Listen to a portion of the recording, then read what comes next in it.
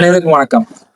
கோவையில இன்னைக்கு நாம் தமிழர் கட்சி சார்பா கண்டன ஆர்ப்பாட்டம் நடந்திருக்கு. இந்த பாலியல் வன்கொடுமையை பத்தி அந்த கண்டன ஆர்ப்பாட்டம் எதுக்கு அப்படின்னா, இனிமே இது மாதிரி தவறு நடக்கக்கூடாது. இந்த தவறு பண்ணவனுக்கு கடுமையான தண்டனை கொடுக்கணும். அப்படி கடுமையான தண்டனை கொடுத்தாதான் இது போல பாலியல் வன்கொடுமை நடக்காது அது அப்படின்னு சொல்லிதான் ஆர்ப்பாட்டம் நடத்திட்டு இருக்காங்க. கோவையில் 10 வயது சிறுமி பாலியல் வன்கொடுமை செய்யப்பட்டு கொல்லப்பட்டதை கண்டித்து சூலூர் பேருந்து நிலையம் முன்பு நாம் தமிழர் கட்சியினர் ஆர்ப்பாட்டத்தில் ஈடுபட்டனர். அந்த காட்சிகளை பார்க்கலாம். கோவையில் 10 வயது சிறுமி பாலியல் வன்கொடுமை செய்யப்பட்டு கொல்லப்பட்ட சம்பவம் நாடு முழுவதும் அதிர்ச்சியை ஏற்படுத்தி இருந்தது. இந்த நிலையில் இந்த சம்பவத்தை கண்டித்து சூலூர் பேருந்து நிலையம் அருகே நாம் தமிழர் கட்சியினர் ஆர்ப்பாட்டத்தில் ஈடுபட்டனர். நாம் தமிழர் கட்சி சீமானன் என்ன சொல்றாருன்னா, என் பெண் பிள்ளையை தொட்டா உன் நெஞ்சு பாயிரம் தோட்டான்றாரு.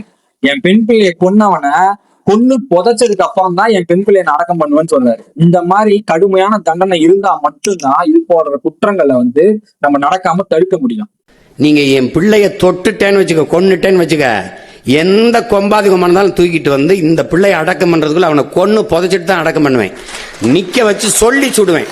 அவங்க பெற்றோர்கள் சொல்லுவேன், இப்படி ஒரு பிள்ளைய பெற்றதுக்கு நீ அழாத, நீ அவமானப்படாத, இவனை இந்த மாதிரி பிள்ளை பெற்றுக்கு தலை உணியணும் அப்படின்னு சொல்லிடுவேன். இவன் துயர் இந்த நாட்டுக்கு இழுக்கு. இவன் யாவது 2 பேரை போட்டேன்னு வச்சுக்க, தொற்றுவான்னு நினைக்கிறியா? பொம்பளை பிள்ளைய தான் தலை உணிஞ்சு போகணும்னு நினைக்கிறியா? வர்றவன்லாம் தலை உணிஞ்சு போவான்.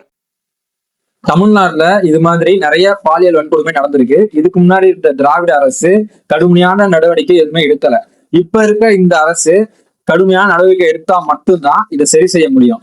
இது கடுமையான நடவடிக்கை எடுக்கிறாங்களா இல்லையான்றத நம்ம பொறுத்திருந்துதான் பார்க்கணும். சீமானன் சொன்ன மாதிரி இது போன்ற குற்றங்களுக்கு இந்த மாதிரி கடுமையான தண்டனை கொடுத்தா மட்டும்தான் வருங்காலத்துல இந்த மாதிரி குற்றங்கள் நடக்காம நம்ம தடுக்க முடியும்.